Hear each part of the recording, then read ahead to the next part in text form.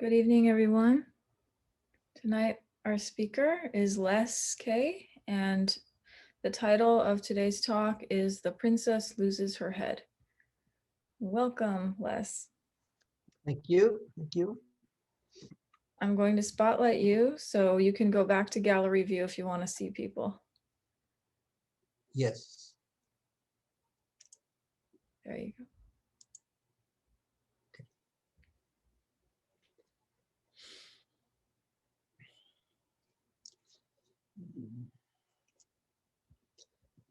Well, I'm very happy to see all of you tonight.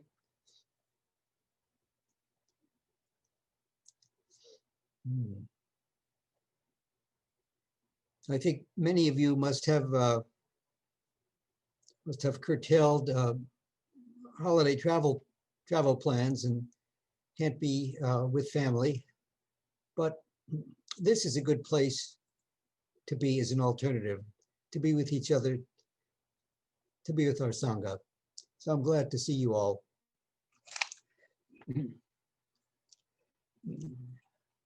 So I think all of you know, I think all of you understand that in Japan, when monks, young monks are trained in the monastery, when they go to the monastery, their training is quite strict. I think we all understand that. There's a tight discipline. There's a very precise schedule. There are rules for the way to do everything. Very prescribed ways of doing even the smallest tasks, including bathing and using the restroom. And if a monk breaks any of these rules or is casual in how he or she does something, he can be scolded very harshly or even punished. And one example of this is the use of the stick during zazen, or what they call a kyosaku. A monitor will, a senior monk will slowly walk around the zendo behind all of the sitting monks. And if he decides that a monk's posture is a little bit slumped, or if he determines that the monk's mind is wavering, he hits the monk on the shoulder with a stick. And there's a loud smack, a loud noise. And everyone else in the zendo hears it. And so, of course, immediately postures become very upright and straight. So the monks who live in the monastery are very dedicated, and they expect this sort of discipline, and they accept it. They know that if their posture wavers a little bit, they may get a smack on the shoulder. And this form of discipline is a form of wake up. It's to wake up the monks. It's a discipline that's applied, by somebody else. It's a discipline applied from, I will say, outside oneself. And it is intended to help with practice. It is not a form of punishment, although it might look like that to the outsider. It is part of the training in the monastery, training the mind to be alert and to not wander. Now, of course, here in California, here at Kanado, the use of this stick, the use of the kyosaku is not appropriate for us. Totally different culture, totally different motivation to practice. And we started out many, many years ago using the stick, as Suzuki Roshi showed us, but we learned very soon that it just was not appropriate for us.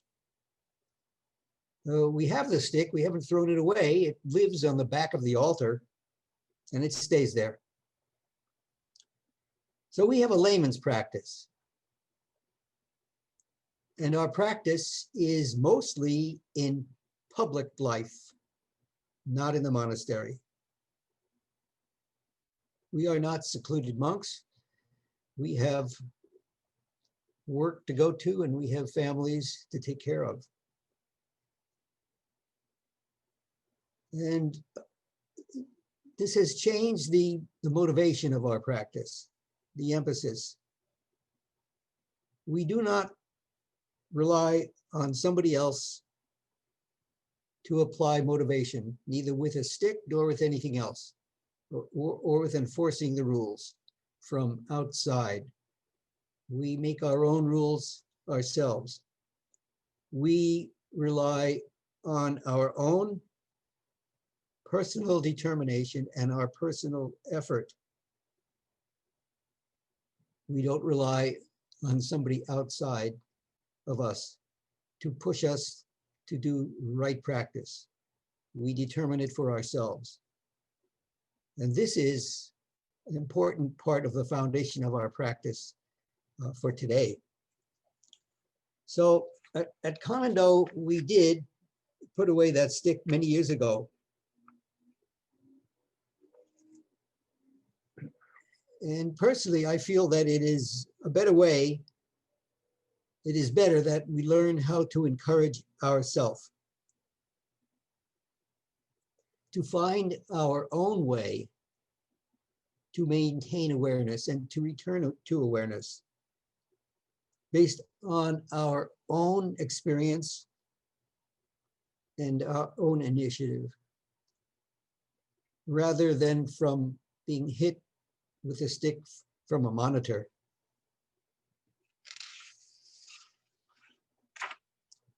So in the Zendo,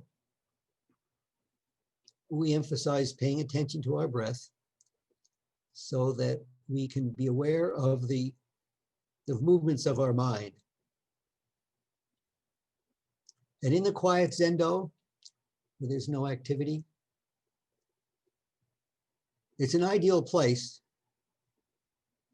to develop awareness and to develop attention. But in our daily lives, it's not so easy because there's so much going on. It's not hard to lose our awareness moment by moment. But there are many different ways that we can remind ourselves to return to our awareness. And we are continually exploring those. So a Buddha said to his disciples at some point, find your own way, make your own discoveries. And this admonition, this principle has not changed. This is the foundation of our practice. We make our own discoveries through our own effort.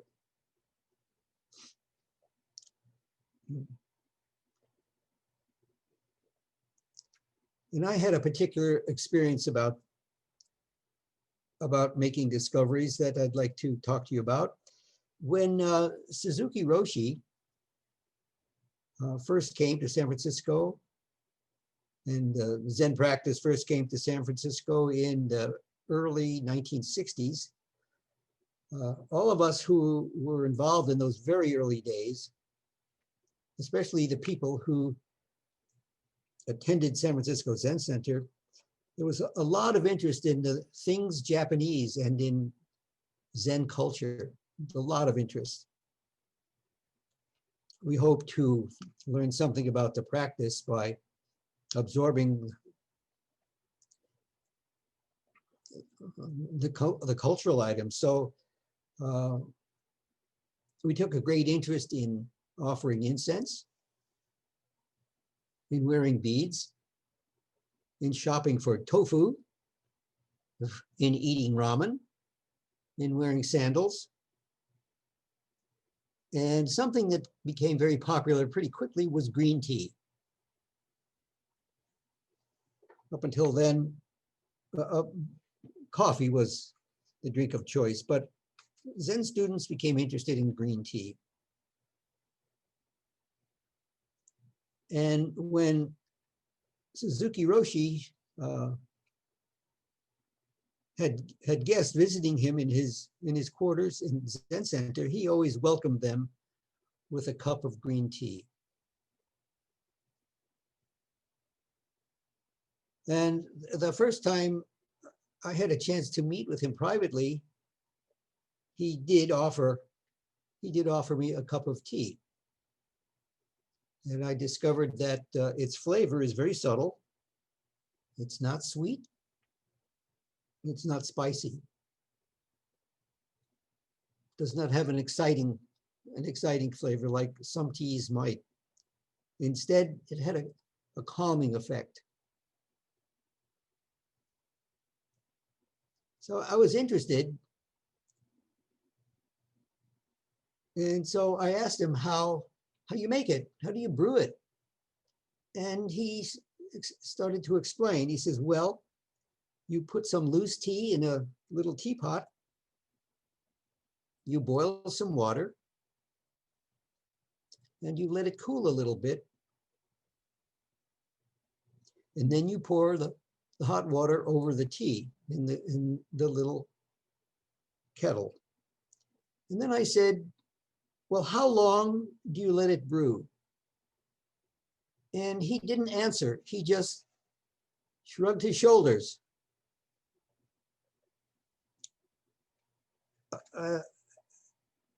I felt that his silence and that his gesture meant more than, I don't know. Sometimes when, you ask somebody a question, or they ask you a question, you might say, well, I don't know. And you shrug your shoulders like that.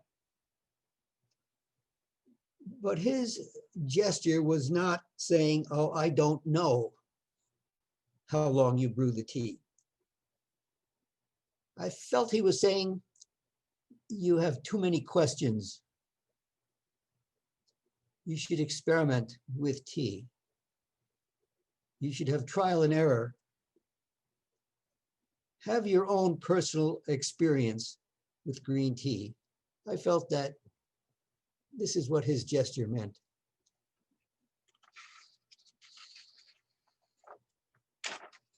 And ever since those early days, back in the 60s, it's been my habit to start my morning with a cup of green tea.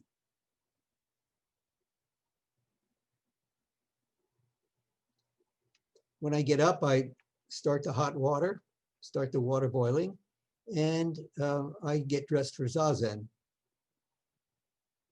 And of course, this was in the recent years where we did Zazen in the physical space of the Zendo. So I would dress for Zazen, preparing to go to Kannon-do. So many years ago, I got up one morning, I poured the boiling water over the tea, and I went to dress for Zazen at the Zendo as usual. And I forgot. I forgot that the tea was in its pot brewing. And when I finally remembered, and I quickly ran to pour the cup of tea, and I took a sip, I discovered that it was very bitter, of course. And it was a bit of a surprise because the tea is usually very mild. And of course, my surprise told me that I had not been paying attention. I had forgotten that the tea was brewing. In the very short time between pouring the water into the teapot and putting on my robe to go to the Zendo, I had allowed my mind to be distracted. I had not stayed aware of the tea even for a minute. But when I took a sip of the cup of tea and felt its bitterness, that bitterness woke me up. it was just like being hit on the shoulder with a kyosaku. The bitterness was a wake-up call. Pay attention.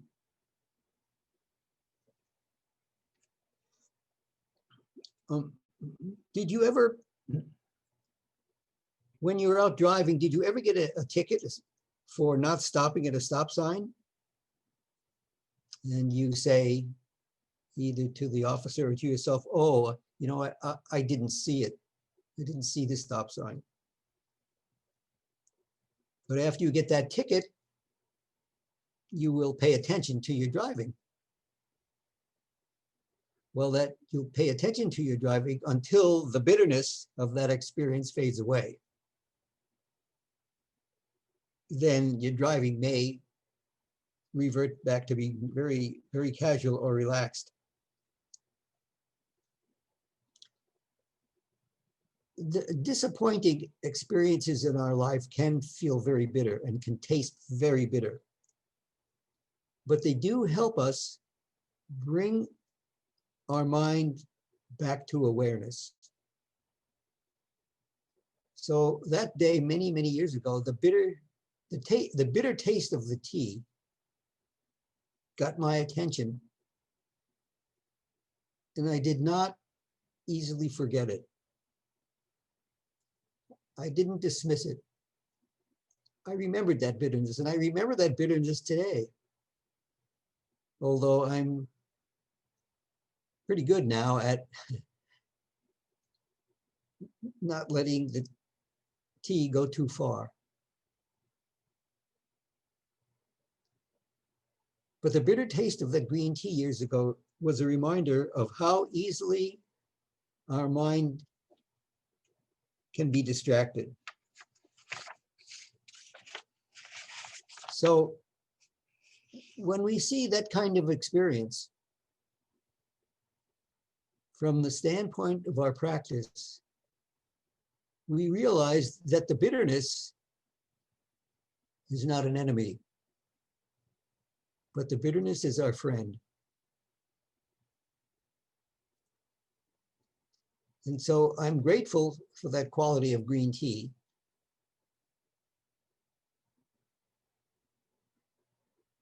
That it can become bitter if we don't pay attention. If on that day I had been drinking sweet tea, I would not have recognized my mind's distraction.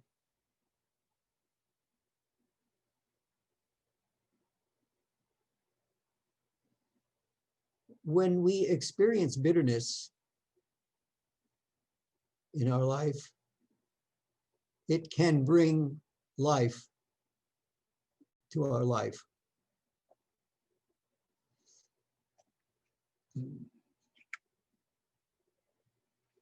We all experience problems that are created by forces and events in our life that bring disappointments. But most of these are beyond our control.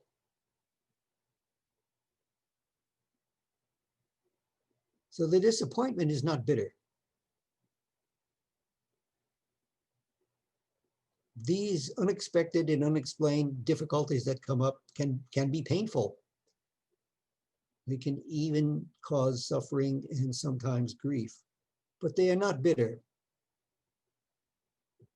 They didn't arise because of our own lack of attention. Bitterness arises when we fail to give our full attention to a situation or to someone.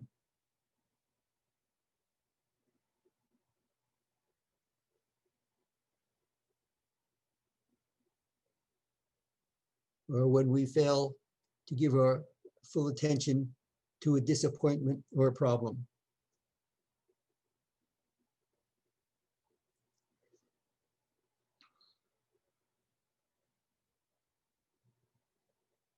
We can experience the taste of bitter tea on our tongue, but the real taste of bitterness is remorse. Remorse that occurs when we drift away from what we had to do. So like bitterness, like the taste of bitterness, the feeling of remorse, which is painful, a feeling of remorse is not necessarily a bad thing. It can be helpful to us. When we feel remorse, it means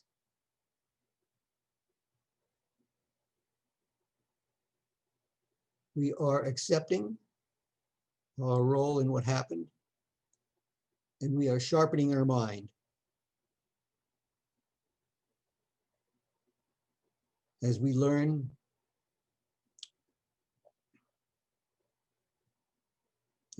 from the experience of not paying attention.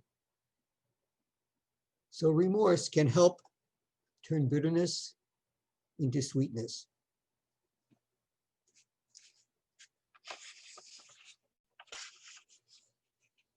So sometimes we do need bitterness to wake us up. Like being hit with a stick.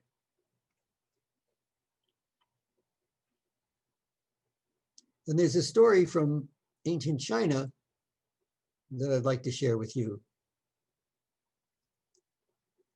It's about a very beautiful princess who was very vain and self-oriented.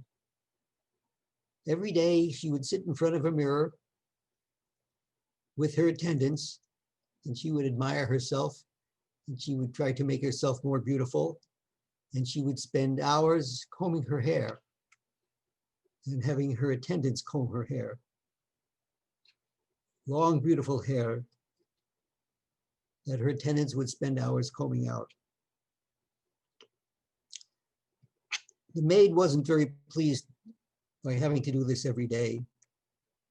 And one day she got very annoyed at the princess, and she took the mirror and turned it around so the backside faced out. When the princess sat down at the mirror, she couldn't see herself, and she thought she had lost her head. And she ran around shouting for her lost head. Where is my head? Where is my head? And she ran outside the palace, and she ran through town shouting, where is my head? Where is my head? Eventually, the townspeople felt that she had gone crazy, and they locked her up in the stocks, where an ancient device that would hold your head down and keep your hands in place. They put her in these stocks to settle her down, but she kept sobbing, where is my head? Where is my head? Give me back my head. Finally, someone walked up to her and slapped her hard in the face. And that made her realize her head was still there, that she had never lost her head. So she calmed down and became happy. And then the people let her go.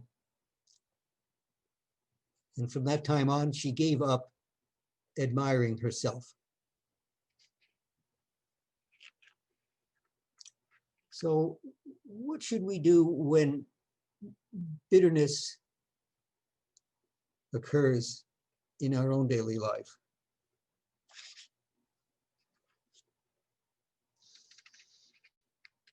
We should not spit it out. We should not make a face. And we should not complain.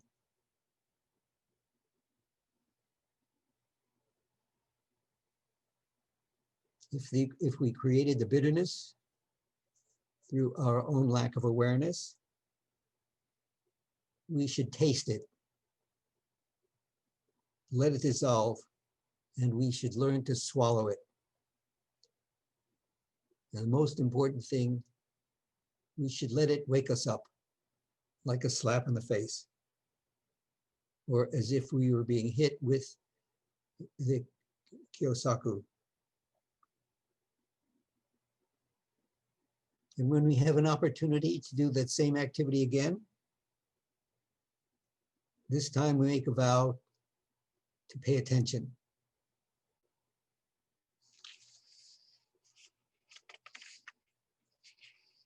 So it's easy to learn that we need to take care in preparing green tea or it becomes bitter. That's easy, but sometimes it's not so easy in the activities of our complex daily lives. But this is our practice. Staying aware and being totally involved in everything we do so that we don't create bitterness.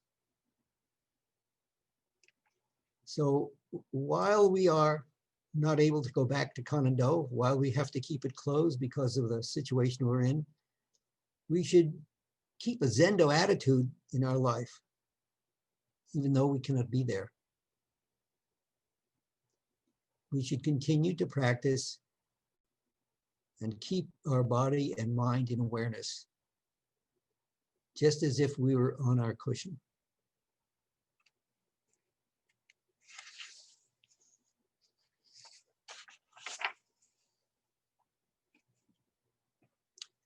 Thank you. And so we're open for questions if you have any.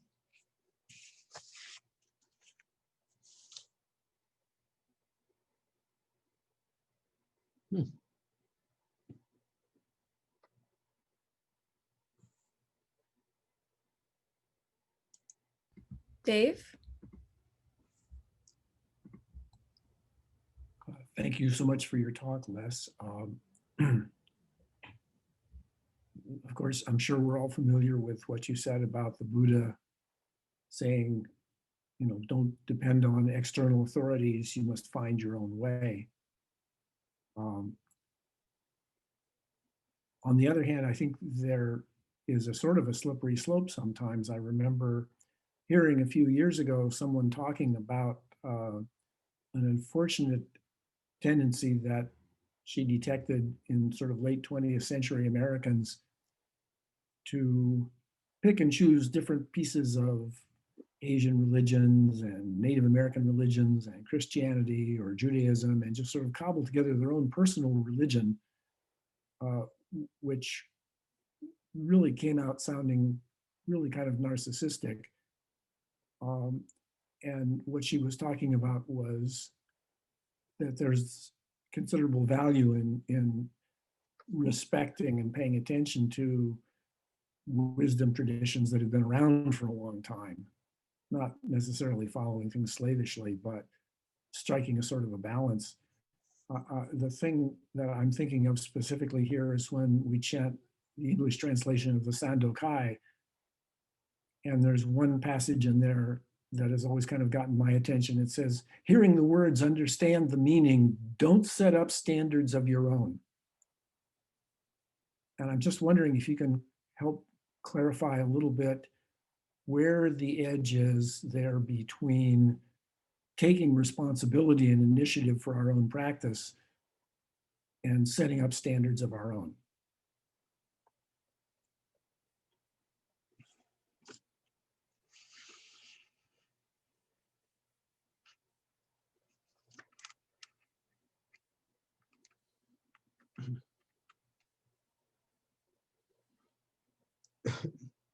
I think that admonition to not set up standards on our own refers to, I believe refers to, don't let your ego get in the way of your relationship with other people and how you should behave with other people so that there is harmony. Setting up standards on our own, I believe, refers to staying in harmony. Let's all follow the routines and the procedures and the standards that we need to in order to continue being harmonious. Don't do anything to upset that because of your own personal desires. It's an interesting saying, but it does not mean give up all your creativity when you feel you have something to contribute that can benefit everyone. It might even result in creating a new standard. But I think that expression means go slow when we have a new idea. Let's be mindful of it and be careful of it and go slow with it and make sure it will not upset the routine that we've developed to keep us in harmony. And when we feel we've done that, when we feel we're not doing anything without being aware, then we can go forward with some new idea and have our idea be shared by everyone. So we no longer consider it, we don't consider it to be some special thing that we created. Let it be the creation of our community. This, I think, is the spirit of practice. Anyone can have a creative idea for improving the way we do things, but we try to do it in such a way so that everyone feels it's everyone's idea and not just the creation of one person. So in future years, that person can say to others, oh, back in 1998, we created this new way of doing things, rather than say, I created this new way of doing things. It's a matter of ego and a matter of having a communal feeling. I'm glad you brought that up, Dave. I've thought about that admonition for a long time, and I believe that's what it means. That makes a lot of sense, Les. Thank you very much. Thank you.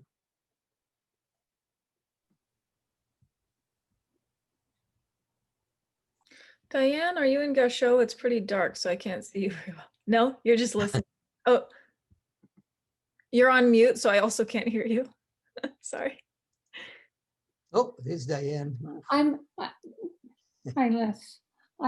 I was pondering a question. I hadn't quite come to Gaucho yet, but I love the analogy of the bitter tea and the bitterness and feeling remorse. And it certainly takes a lot of awareness to turn that into learning and seeing yourself. And while I agree totally that we are responsible for our own practice and our own awareness and shouldn't look outside of ourselves, I just want to go back to the stick, because I remember the stick in the early days, and I never thought of it as a punishment. And I also remember you or other priests coming around and helping us with our posture, especially if we were in a sesshin. And it was really helpful, because when I was new to practice, I wasn't always aware of my posture. And while I had to develop that myself, it was helpful once in a while when someone came around and corrected the posture. And then when you're sitting for a really long time in a sesshin and your shoulders are so tight, I always thought the stick was to help relax that muscle. At least that's the way it was explained to me. So I just have to say, I never thought of it as a punishment, but I could see where it could, how do you find the balance of that? Or do you have to totally do away with some of those old Japanese things, which I personally like, but maybe it turns other people off? Well, we took a different attitude to the stick. Some of you may know the story that I've told a few times.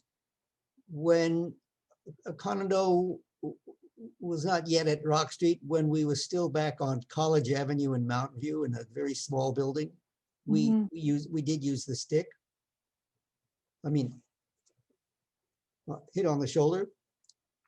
One morning, I did that, and one woman got up from zazen in tears and ran out, Oh, crying. And when we spoke to her later, she said, I was abused as a child, yeah. and the sound of that stick on somebody's shoulder woke up some very painful memories for me. And so from that time, we decided that we're not going to use the stick in that way. Hmm. But we decided to use the stick in another way. Rather than use it to smack the shoulder, we used it as a way to correct the posture. You take the stick and put it up against somebody's back and help straighten their spine this way. And so the stick was used in a much more gentle way, Hmm. much more used as a guide rather than a something to hit with.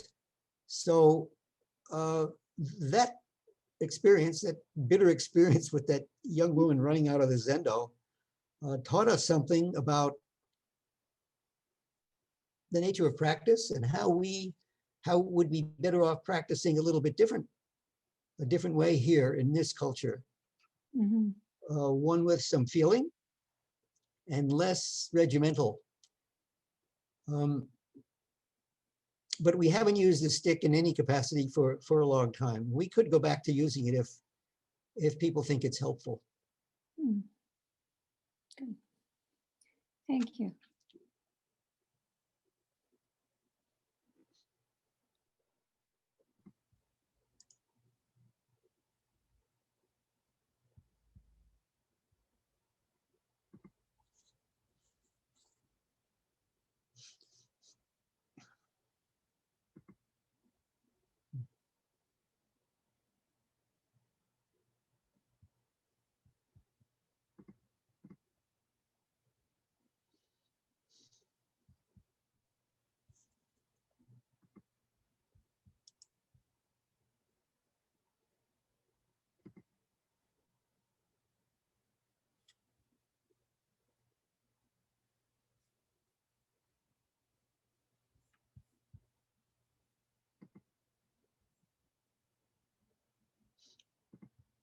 It feels good to be quiet tonight, quiet and peaceful with all the turmoil that's been going on. I hope that tomorrow is peaceful for all of you.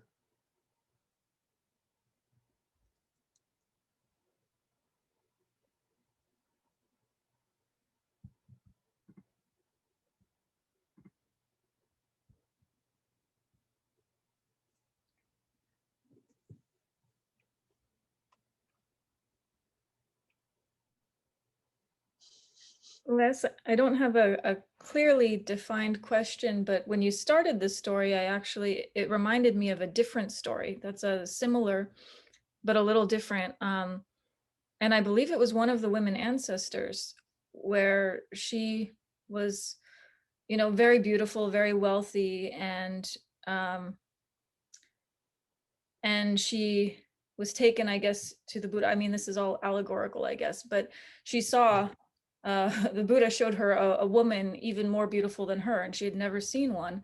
And then she saw the woman grow old and start to decay and become very, ugly. And she was horrified, but she had a wake up experience, and she actually became one of Buddha's disciples. And I read about it in one of the ancestor books, and I can't remember which one it was, but the story you said reminded me of that. It was like a bitter awakening, because before that she had always been recognized for her beauty and was then relating to people in that way. And then when she saw it all, like, it doesn't last, then she started searching much deeper. And I just wondered if you had heard anything about that story. It just reminded me of that one. No, I didn't know about that story. Sounds good.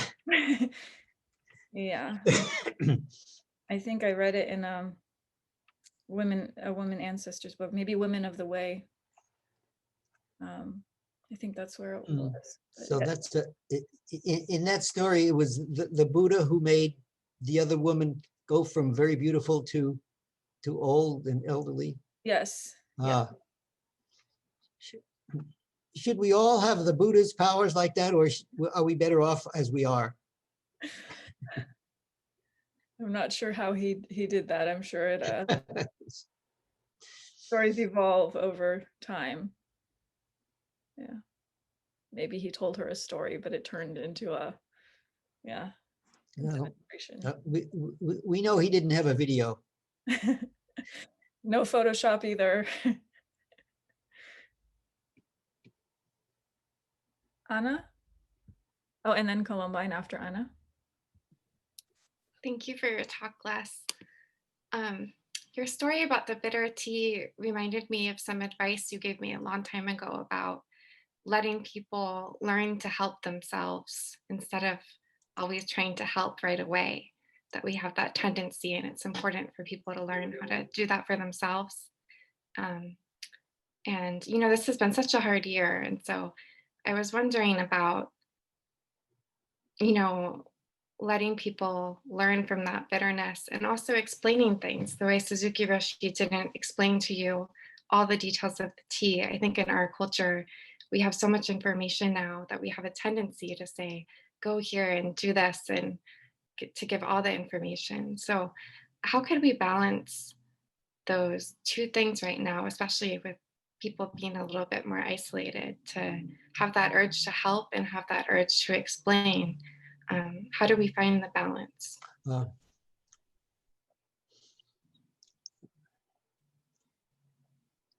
we just have to be aware of a situation. In some cases, we do need to offer our help immediately if help is needed immediately. But in some cases, we can sense that this individual will be better off learning over time and through their own experiences rather than be told something specific. We just have to know it's a fireman knows to put out a fire now. And sometimes we sense that we need to put out a fire now. But sometimes we sense that let my help be like a garden. Let me help nurture this situation and let it grow on its own. And not let me not try to make it bloom all at once. So it's a matter of knowing that being sensitive to a situation or sensitive to an individual and what they really need right now.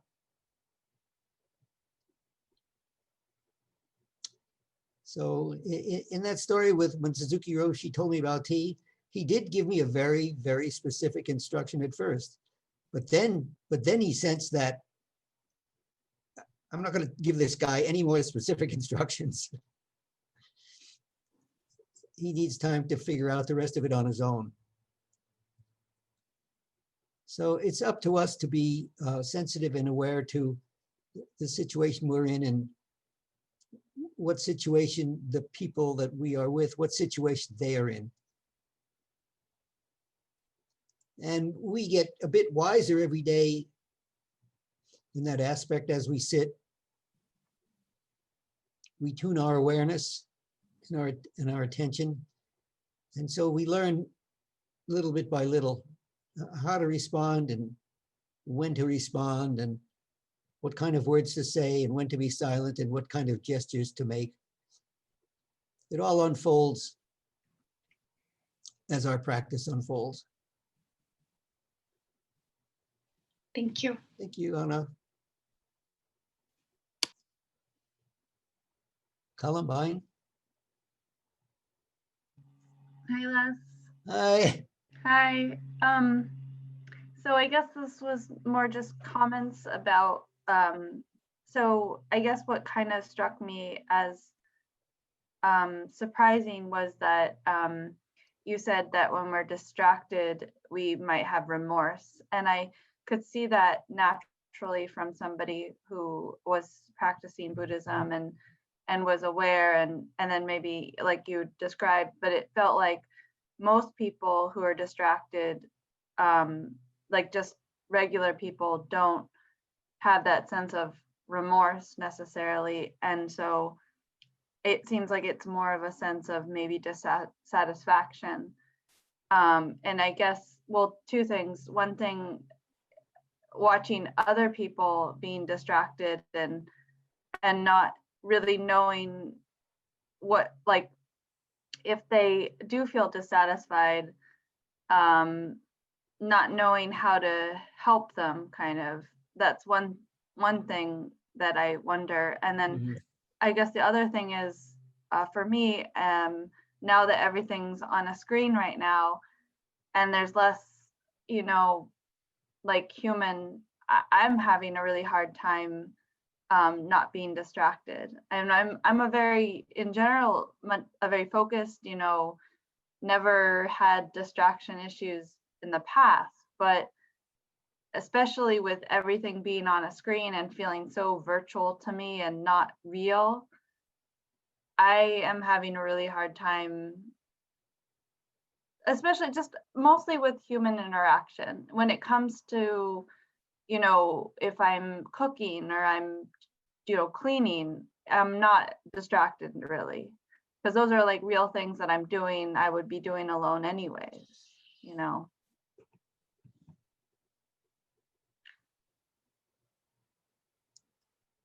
So do you mean when you're on the screen for a long time? Well, it feels like screens are a lot of the human interaction.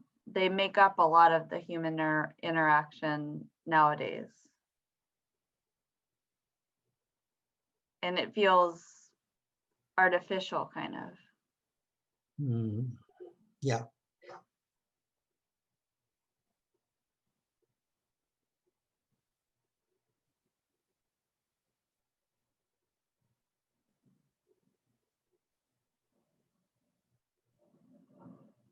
It can be upsetting when we can't be with each other, and we can only be with each other like little postage stamps like this.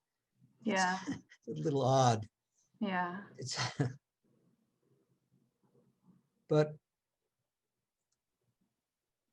I think all we can do, well, maybe the most important thing we can do, is just simply remind ourselves, this is the best we can do right now. There's no way to improve this that we know of at this point. We just have to make the best of this.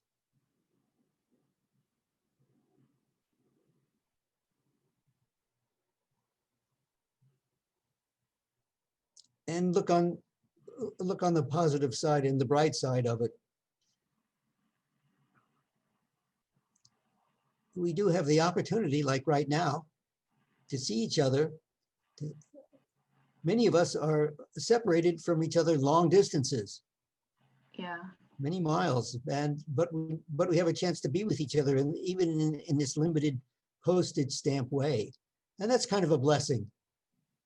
You know, technology has given us at least that. That's true. Hi, David. I don't know where you are, but I think you're far away. Teresa, I know, is far away. Very far. And many of us are a long distance from each other.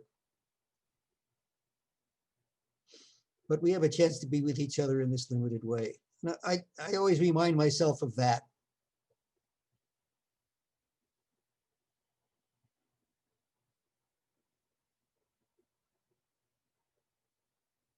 But it can be hard adjusting to this lonely world, and world where we don't have the warmth that comes from our human contact with each other.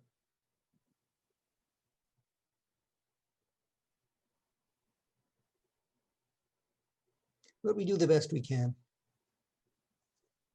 Thank you.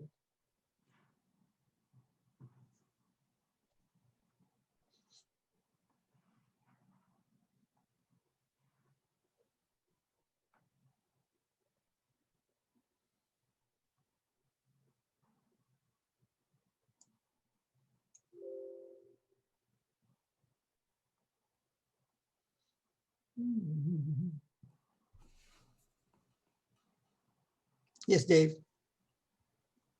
Good evening, Les. It's very good to hear you give a Dharma talk. And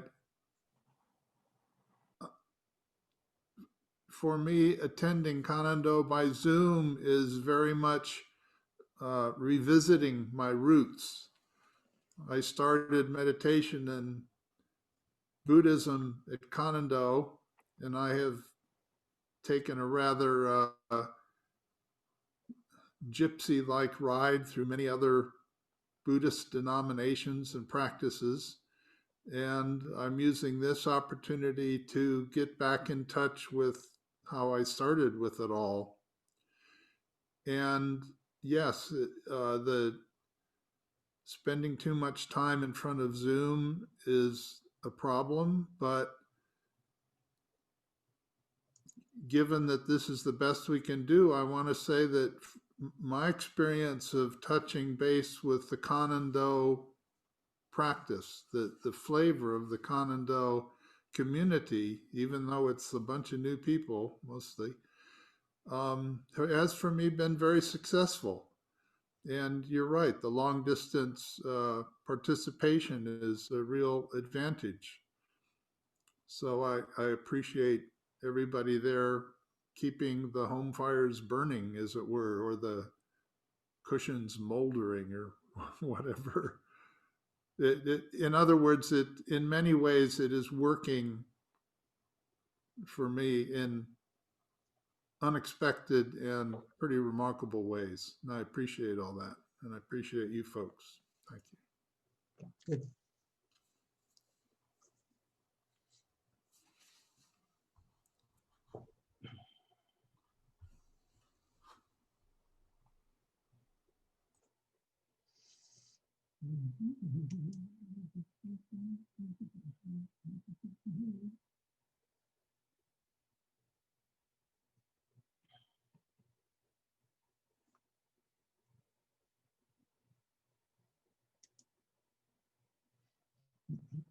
Are there any other comments or questions?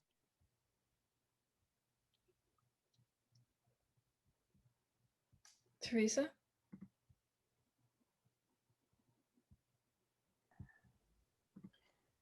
Well, I want to second what David just said. And since tomorrow will be Thanksgiving in the US, I want to say thank you to you, Les, and to all of you.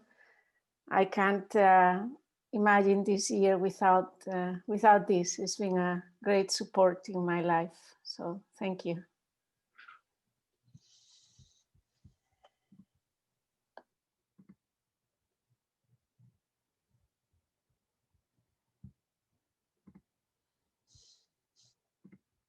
Any other questions?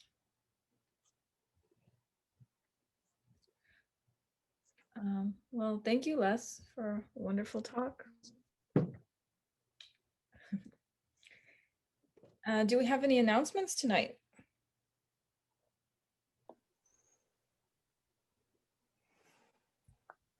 Well, Brenda will be our guest speaker next week, and then we are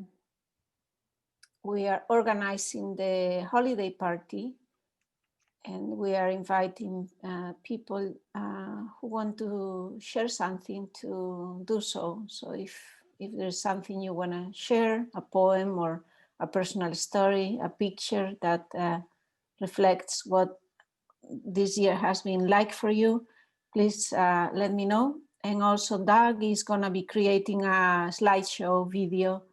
So if you want to share something with him, some music, some pictures, please email him. Thank you. Thanks, Teresa. And the party will be on Sunday, December 13th at 4 p.m. Got it. Any other announcements?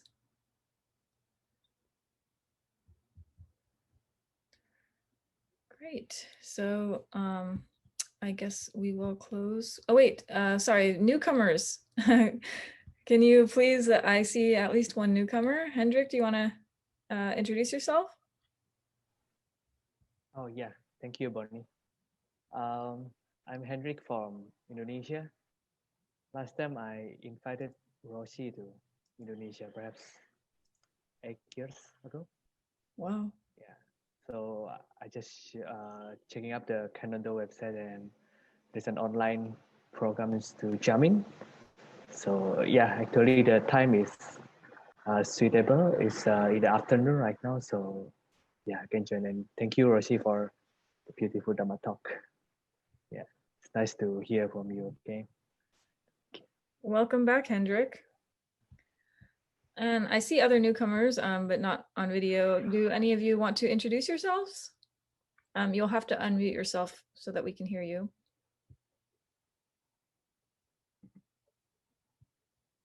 All right. All right, well, why don't I unmute all of us and then we can all introduce ourselves really quick to Hendrik and everyone else. So I'm Bonnie. Aaron. Dave. Columbine.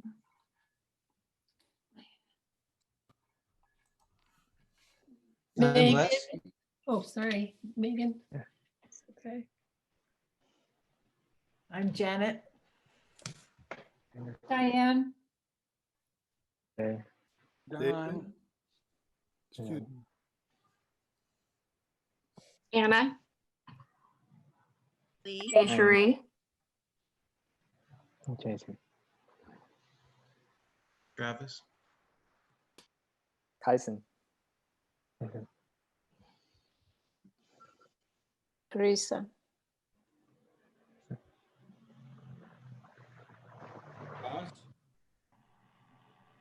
May. Amy.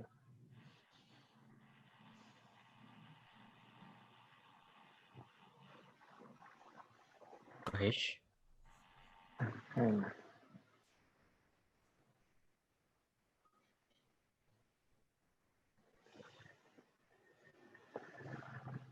Is that everyone?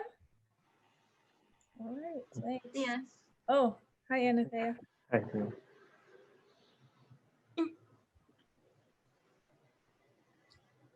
Also, Les, if you're curious, Nick pointed out it's Acharya Kema who had that story that I asked about.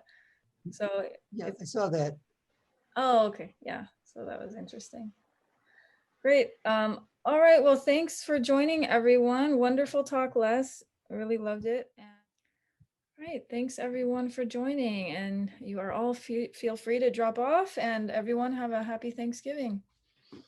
Happy Thanksgiving. happy Thanksgiving. Happy Thanksgiving. See you later. Okay, Thanksgiving.